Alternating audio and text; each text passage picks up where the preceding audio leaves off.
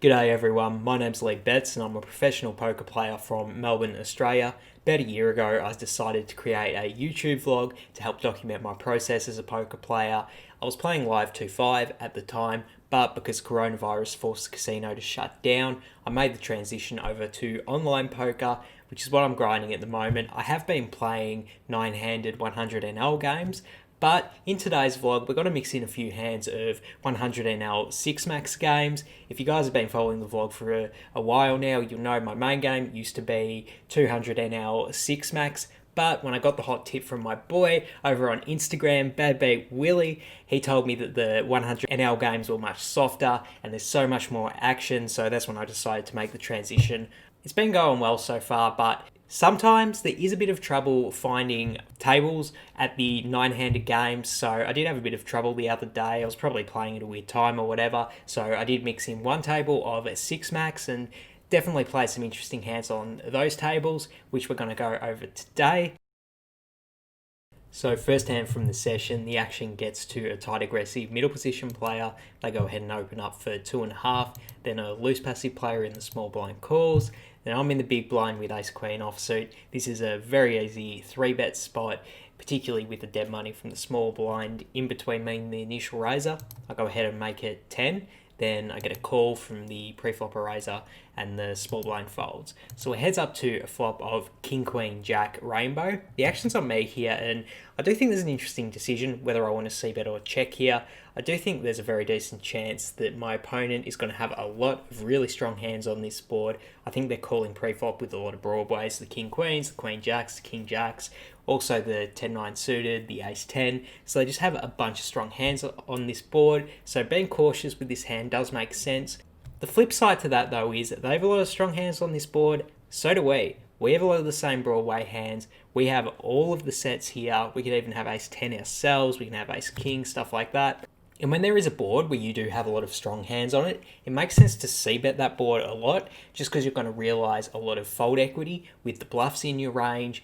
And if we are going to bet all of our hands on this board, we're going to have to bet this one as well. I decided to do that in this spot. I go ahead and bet 7.5, sizing down, which you should also be doing when you are doing a range bet.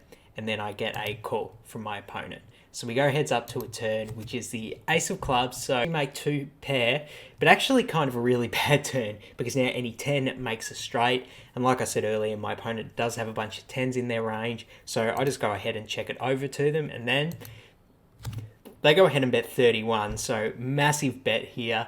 When the action's back on me, I think the chances that my opponent does have a 10 are very, very likely. Ace 10, king 10, even like queen 10 and jack 10 do make a bit of sense if they, calling a small bet on the flop. So I just think this opponent has so many 10s in their range that we just have to look at the size of the bet and how much money they have behind. And are we getting a good price to try and hit a full house with our hand?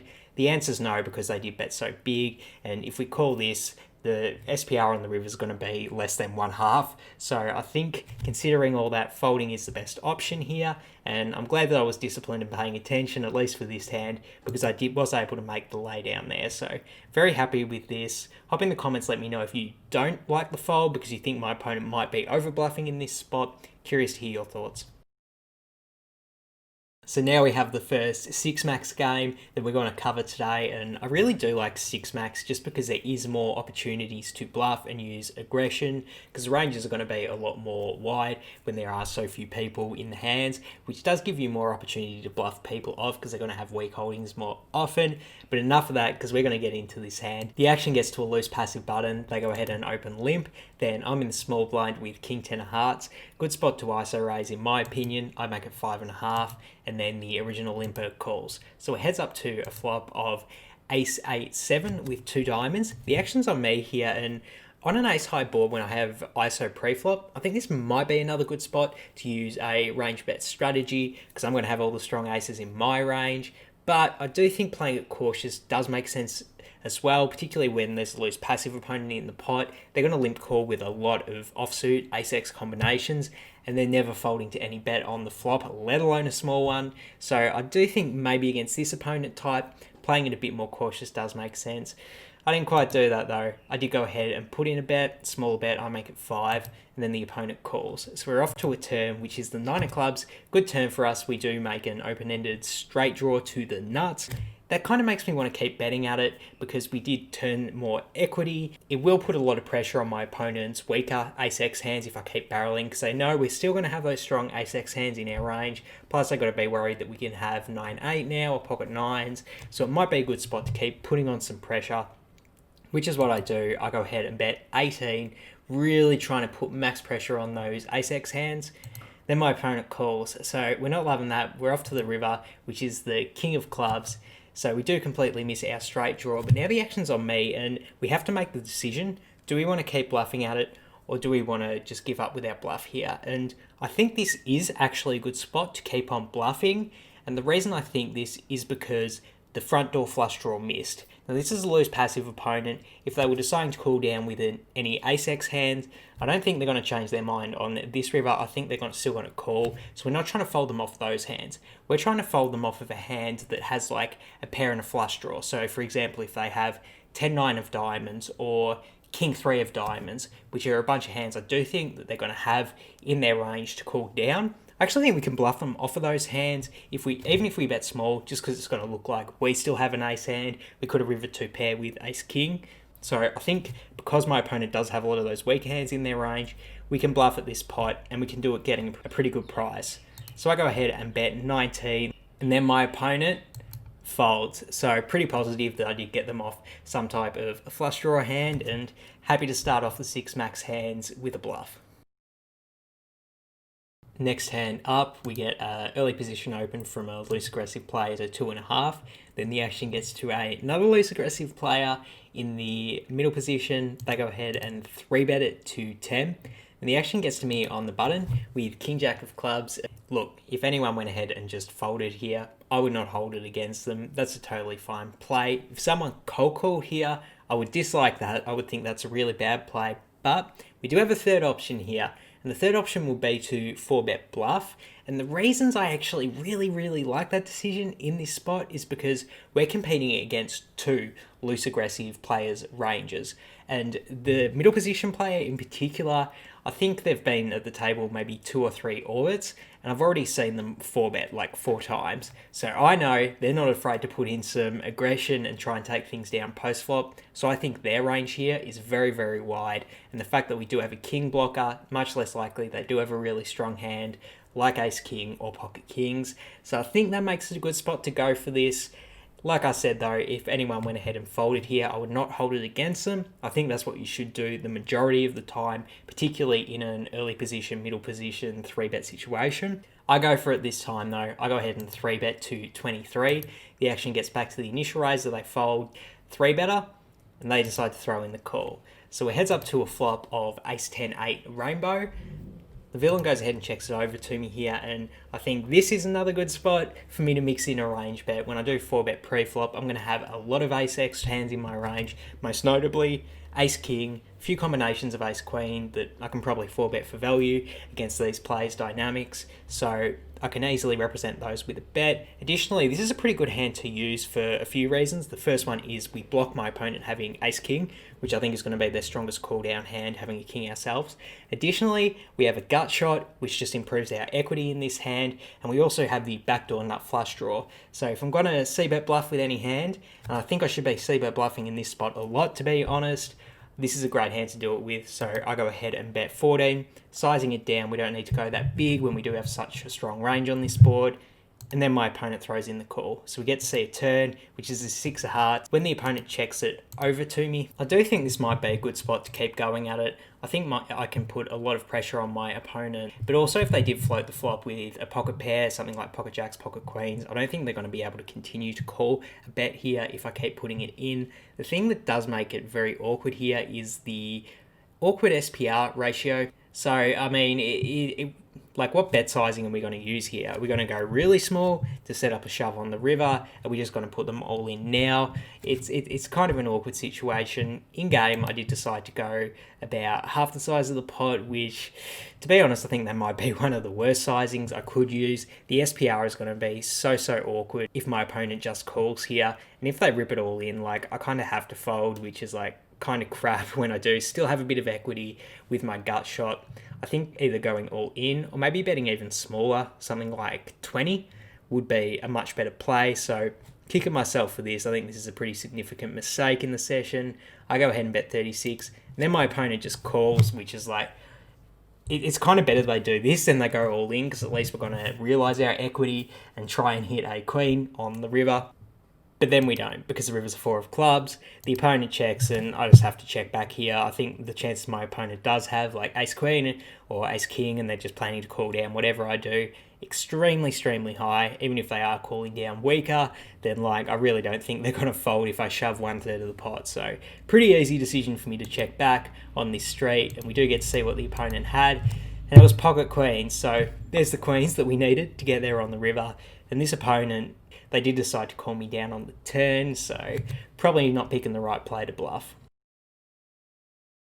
Next up, there's a limp from a tight passive early position player, and then the action gets to me in the big blind, and I make what I think is a pretty uncontroversial check back with ace-5 offsuit. So we go to see a flop. Bang a flop for us, ace-queen 5 with 2 hearts. The action's on me, and I just decide to lead out here. I really want to start building a pot with a hand this strong, and I think my opponent, as a tight passive opponent, I actually do think they have some really strong hands on this board, like ace-king and ace-jack, which they're going to limp with pre-flop. So I go ahead and bet the size of the pot. Then my opponent min-raises to 5, which we're absolutely loving. Really do think they have all those strong aces in their hand, but they could also have flush draws, pair and flush draws. So when the action's back on me here, we do have a decision between a 3-betting and a just calling. I decide to just call. I think some of their stronger aces might get scared off with a 3-bet. They'll probably call the 3-bet now, but I think they're going to get scared off on later streets. I'd rather let them keep having the betting lead, build the pot with those strong aces themselves, and look to mix in some check raises later. So I throw in the call, and then we're off to a turn. That is a beautiful turn for us, the ace of clubs. Now our opponent is on the hook if they do have a stronger ace. So I go ahead and check it over to them.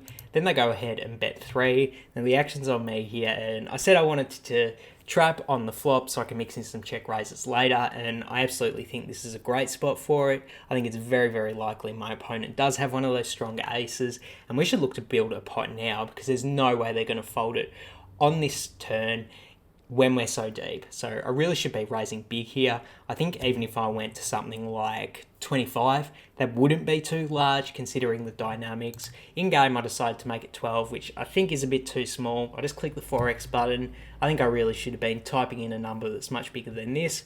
Regardless, so I made it 12. Then the opponent throws in the call, so we're off to the river. The river's a 7 of hearts, which I'm not really in love with this river. I do think if my opponent does have an ace-king or an ace-jack that isn't the nut flush, they're probably going to be more reluctant to pay off a big bet here, just because the front door flush did get in, and they've got to figure that I have a bunch of flushes in my range, considering how the hand played out. So it's an interesting decision whether we want to bet or not, because we could check to induce a bet from the nut flush. The only ace that isn't out there is the ace of hearts, so they're definitely going to have a bunch of nut flushes in their range. Having said that though, I really don't want to check here and then have them check back ace-king when I could have got a bunch of value from that hand, so that kind of makes me like betting out. I decide to bet out small here, hoping that my opponent would raise a small bet with a nut flush, but I think that might be a bit ambitious, particularly from a tight passive player. So I went ahead and make it 13, then my opponent throws in the call, so we're loving that news, but not sure if we could have got more value if we did bet bigger or if we look to mix in a check raise. So yeah, curious hand, not really sure what to think of it. Leave me your thoughts on it in the comments. Okay, we've got one last hand to go over from the session, which honestly I'm pretty relieved about. It's hot as hell in Melbourne today, and I just want to turn that air conditioner back on. So the action starts out with a loose passive limp from middle position, and then we get a loose aggressive player limping in the cutoff. Then the action gets to a tight aggressive button, and they go ahead and open for 3. When the action gets to me in the big blind with pocket 8s, I think this is a great spot to go ahead and 3-bet I'm thoroughly convinced that a tight aggressive player is never opening a super strong hand to 3 over 2 limpers. Like if they have ace king or pocket jacks here, they're going to go bigger than 3. I mean, come on. Just super inefficient bet size to be using with those strong hands, and I'm thoroughly convinced that they never are. So I decide to 3-bet here. I go ahead and make it 12. Then the initial limper folds, but then the second limper actually decides to limp call. I've talked about on this vlog before how I think limp calls in 3-bet pots are usually pretty strong hands. I think we can make an exception in this hand in particular, just because this opponent, if they did have a really strong hand like aces or kings, I definitely think they're going to ISO over the original limper. I think when people limp before any actions happen, then call 3-bet, that's strong. But when this opponent's decided to limp pre-flop and then call the 3-bet, I think it's a bit weaker. I think it could be they're trying to set mine, or they have some type of Broadway hand which they just kind of want to play in position. So they call, and then the original raiser calls too. So we're 3 ways to a flop of 7-6-2 rainbow. The action's on me, and I think this is actually a slam dunk spot to just check my hand. We're out of position to 2 opponents who are going to have bets in their range of worse hands, bluffs, and also 7x hands like a7 suited, 8-7 suited. Stuff like that is definitely going to bet off if I check. So great spot to induce a bet. I go ahead and check, and then the loose aggressive opponent goes ahead and bets at it. They go ahead and bet 18.75. The original raiser folds. And I did say pre-flop I was concerned about my opponent potentially set mining, and I still am, but also I think they have a bunch of worse hands that they're going to bet off. Something like a7 suited. They could even be bluffing with like jack 10 suited, or 9-8's an open-ended straight draw. So easy decision to call here in my opinion. Then we're off to the turn, which is the king of hearts. I go ahead and check it over to my opponent, and then they keep betting at it, but they go ahead and bet 75, the size of the pot. So I said on the flop I was concerned that they definitely could have flopped a set, and very concerned when they go ahead and bet this large that they did.